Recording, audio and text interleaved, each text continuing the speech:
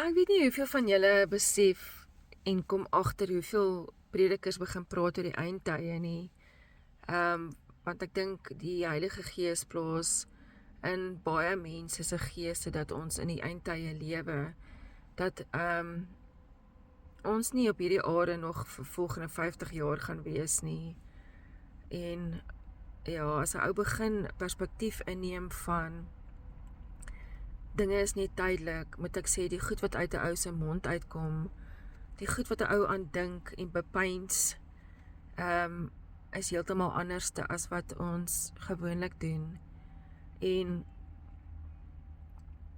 ja, daar's al van 'n dringendheid dat die Here besig is om mense net voor te berei vir sy koms, vir sy wederkoms. En ag, dit moet ons opgewonde maak, dit moet ons losmaak, dit moet ons 'n perspektief gee van om dinge op 'n ander manier te sien en te ervaar. En ja, hoe ons mense sit jouself of dink daaraan, as jy as die Here vir jou sê dat hierdie jou laaste dae gaan wees, hoe gaan jy jou lewe lei? Hoe gaan jy jou lewe lei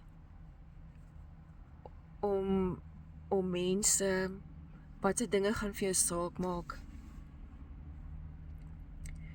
En om te dink dat dit dalk die laaste keer is wat jy ander mense gaan sien, of sekere mense gaan sien, wat se boodskap sal jy vir hulle gee? Wat se dringendheid gaan daar in jou gees wees? Om met hulle die ewigheid te deel en met hulle te praat oor Jesus wat kom. Ons moet regtig begin bewus raak dat ons moet begin so lewe dat ons nie net ons tyd mors nie. Dat ons nie net dat ons regtig begin doelbewus lewe. En ja, ek ervaar maar net 'n dringendheid in my gees dat die Here besig is om met sy kinders te praat. Soos ek nou gesê het, van dat hy 'n banquet voorberei vir die wat nederig is van gees. En oor in skrif wat ek kry, of mense wat praat, gaan die skrif oor die idols wat ons in ons lewe het, die afgode wat ons tyd steel van God af, wat ons tyd steel van ons identiteit in Christus. En ja, daar's 'n skrif in die woord wat sê van dat ons gejudge gaan word by elke woord wat uit ons mond uitkom. En as ons met daardie waarheid in ons gedagtes lewe, wat se woorde gaan ons begin spreek? Want dis skrif. En ja, ek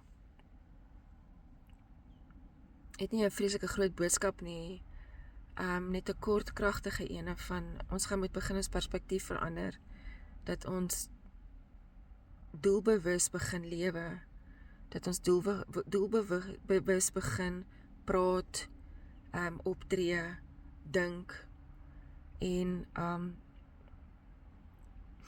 ja, die dinge waarop ons fokus.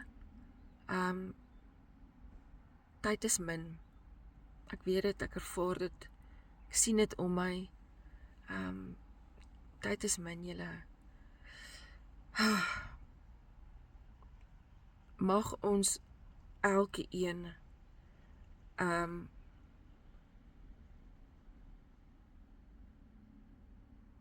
woestynpad en 'n geestelike gewaarwording ervaar, 'n losmaking,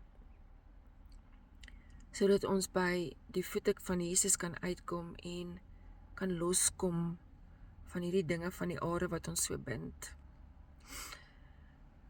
Anyway, wees geseënd van my huis tot joune.